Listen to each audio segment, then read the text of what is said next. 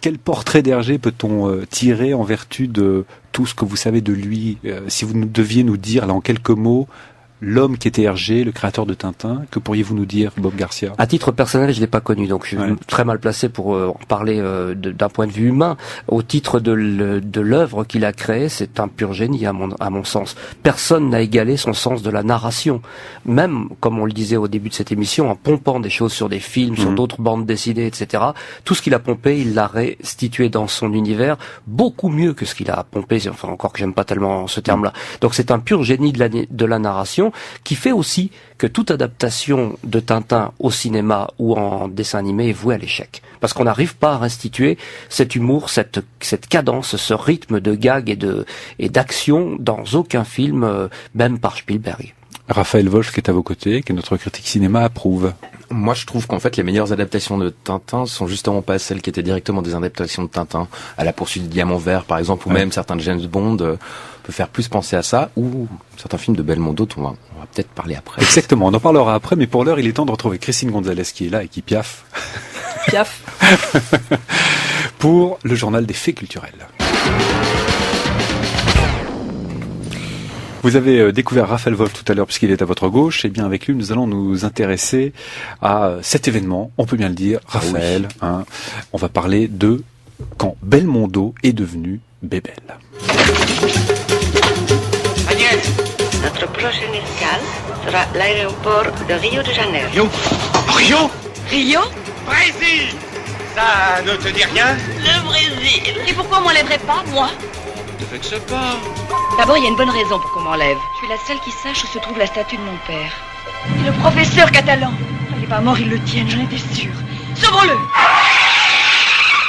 Il possède tout. 17 châteaux, 3 filatures, la jeunesse, la santé et l'amour de ma fille. Il lui manque le malheur qui est le sel de la vie. Deux extraits qui vous auront peut-être permis de reconnaître l'homme de Rio et les tribulations d'un Chinois en Chine, deux classiques de Philippe de Broca avec Jean-Paul Belmondo qui viennent de sortir, Raphaël, en DVD et Blu-ray. Et ça, c'est intéressant. Bah oui, c'est mieux, non? Le Blu-ray, si on est équipé, c'est vraiment vachement mieux. Dans L'homme de Rio, réalisé en 1964, Belmondo se retrouve donc parachuté au Brésil pour retrouver sa fiancée, Françoise d'Orléac, enlevée par un groupe d'hommes à la recherche de 3 statues maltèques. 1 an plus tard, dans Les tribulations d'un Chinois en Chine, Belmondo incarne un milliardaire qui, pour échapper, on l'aura compris dans l'extrait, à l'ennui mortel dans lequel le plonge sa vie, décide d'engager des tueurs pour l'éliminer. Qu'est-ce qui rend, Raphaël, ce diptyque si particulier près de 50 ans après sa sortie? Écoutez, on le dit souvent, mais en l'occurrence c'est bien vrai, des films comme ça, on n'en fait plus. Et puis figurez-vous même qu'à l'époque, en dehors de Philippe de Broca, on n'en faisait pas non plus. C'est unique, c'est improbable. Voilà, il y a que Philippe de Broca qui faisait ça.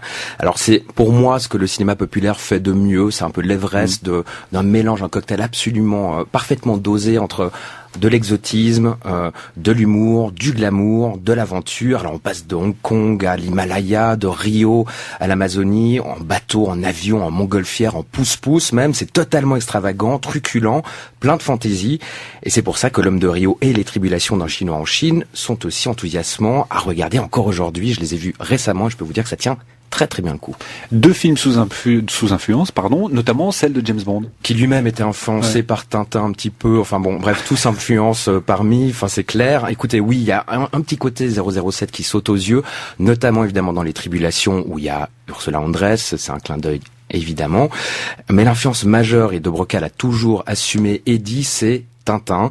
C'est vrai que l'esprit d'Hergé imprègne constamment les 2 films, tournés d'ailleurs dans un style assez proche de la BD. On pourra reconnaître évidemment les influences du Lotus Bleu dans Les tribulations et puis plein d'autres bandes dessinées pour L'homme de Rio. Il y a même des Dupont et Dupont déguisés, un valet qui fait penser à Nestor. Enfin vraiment, tout est truffé de petits clins d'œil. Voilà. La chose amusante aussi, c'est que L'homme de Rio a fini par devenir lui-même une source d'influence majeure pour un autre fan de Tintin, Steven Spielberg, on en parlait tout à l'heure, parce que le réalisateur d'Indiana Jones a lui-même avoué à l'époque s'être inspiré de L'homme de Rio pour créer son homme au chapeau. Et quand vous regardez la fin de L'homme de Rio, qui se situe dans une grotte avec une petite statue maltèque, on pense tout de suite au tout début des Aventures de l'Arche perdue qui reprend quasiment à l'identique cette séquence. On a presque l'impression que les deux films sont faits en continuité. Ce qui est sûr, c'est que L'Homme de Rio et Les Tribulations d'un Chinois en Chine restent 50 ans après leur sortie, toujours aussi jeunes et virevoltants. 50 ans que ça dure, et ça étonne encore Jean-Paul Belmondo dans cette interview de 1995. Aujourd'hui, les films que vous avez fait il y a 20 ans, ils repassent, et des jeunes, des enfants, même les voix.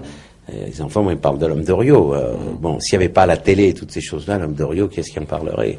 Mais ce qui me fait plaisir, c'est que de voir des jeunes, me considère pas comme un vieux crouton, dire tiens, ah oui, autrefois il paraît que vous étiez bien. Ils me parlent comme aujourd'hui, si je suis toujours, je dirais pas leur âge, mais je suis pas le grand-père pour eux, quoi. Voilà. Et ça me fait très très plaisir. Il y a tout de même des choses qui changent chez un homme. Bien des sûr. années, il y a l'expérience, la maturité, il y a plein de trucs. Et le il y a physique la vie, change aussi automatiquement. Ouais, ça va encore pas mal. Oui, vous avez bonne mine, je pourrais plus jouer L'Homme de Rio quand même. On va t'en savoir. Donc, mais vous savez très bien que et je ne regrette vraiment pas cette période, parce que quand on me parle de ça, je me suis énormément amusé. Je pense que ça a amusé énormément. Il paraît que vous êtes bien marré pendant le tournage de L'Homme de Rio. Voilà, énormément comme des gamins insupportables. Et on a tout fait. Donc c'était une période formidable. Mais après, les gens peuvent toujours vous voir dire, alors quand est-ce que vous sautez de la Tour Eiffel? Faut savoir dire à un moment, ça y est, ça c'est fini, je me suis bien amusé, j'y touche plus. 1995 chez nos confrères de France Inter, Jean-Paul Belmondo. Alors cascade, cinéma populaire. Ce qui est aussi intéressant, c'est que finalement avec ces deux films, avec L'Homme de Rio et Les Tribulations d'un Chinois en Chine, on voit la naissance de Bébel. On passe de Belmondo à Bébel.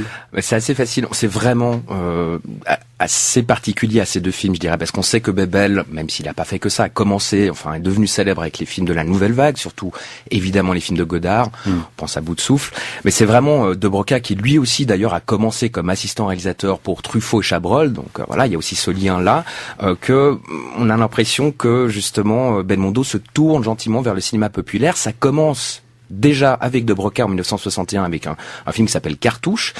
Et puis alors ça devient très clair avec L'Homme de Rio et Les Tribulations d'un Chinois en Chine, où alors Belmondo impose clairement à fond son style burlesque, sa démesure théâtrale, son goût pour les cascades aussi évidemment. Tout est là, tout est déjà là, j'aurais envie de dire. Et on a l'impression que c'est comme Charlot qui définissait son propre personnage au fur et à mesure des films. Là, en deux films, on voit Belmondo qui devient Bébel, le héros ultra populaire qu'on connaît des films d'action ou des policiers ou des polars des années 60 ou 70. C'est là dans ces deux films, et rien que pour ça, il faut les voir et les revoir.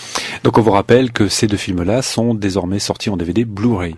Surtout qu'à une certaine période, ils devenaient assez rares en télévision, donc c'est d'autant plus précieux de les voir ressortir aujourd'hui. Merci Raphaël. Mais je vous en prie. Bob Garcia, friand de Belmondo, période Homme de Rio. Ah, j'adore complètement. Ouais. Vous citiez tout à l'heure, Raphaël, les influences des tribulations d'un Chinois en Chine. Et il faut savoir, enfin ça je l'ai expliqué en long, en large et en travers dans Jules Verne et Hergé, d'un mythe à l'autre, que Hergé s'est lui-même inspiré du roman de Jules Verne pour le Lotus Bleu, et les Dupont qu'on voit déguisés en chinois à la fin du Lotus Bleu, eh bien ça sort directement de l'ouvrage de Jules Verne. Donc tout est lié. Mais c'est ça qui est extraordinaire, c'est que les influences circulent, se perpétuent et se changent au fur et à mesure. C'est ça que je trouve assez brillant. Voilà, c'est pas étonnant qu'on trouve une filiation, un cousinage entre la bande dessinée de Hergé et le film de Broca, puisque l'origine est la même en fait. Donc on peut faire une filiation très claire et très nette entre tous ces personnages que l'on a évoqués, que ce soit Spielberg, Tintin, De Broca, Belmondo et Jules Verne, finalement, qui est à la source. Un petit peu, c'est pas probablement pas le seul précurseur, mais c'est un des précurseurs importants. Dans le cadre de Tintin, on peut citer bien entendu aussi Conan Doyle. Conan Doyle, le créateur de Sherlock Holmes. Bien sûr, puisque Tintin est un petit Sherlock Holmes qui est appelé à plusieurs reprises Sherlock Holmes directement par son entourage.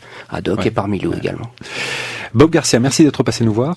L'histoire selon Tintin, publié chez MacGuffin. Vous êtes en dédicace demain à Genève à l'Oreille Cassée à 10h30 et à Lausanne le même jour chez Rasputin, c'est à 14h.